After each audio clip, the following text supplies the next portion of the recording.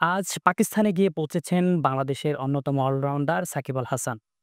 দীর্ঘদিন যাবৎ আন্তর্জাতিক ক্রিকেট থেকে দূরে রয়েছেন সাকিব আল হাসান।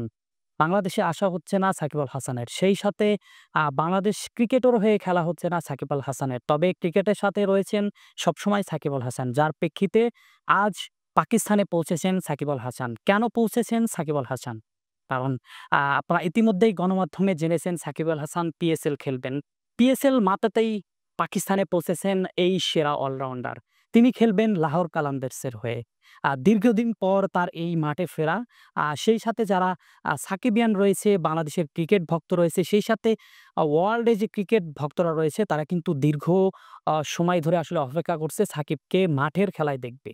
যার প্রেক্ষিতে আজ সাকিব আল হাসান পৌঁছেছে পাকিস্তানের লাহোর কালান্দার্সের হয়ে মাঠ মাতাবেন সাকিব আল হাসান।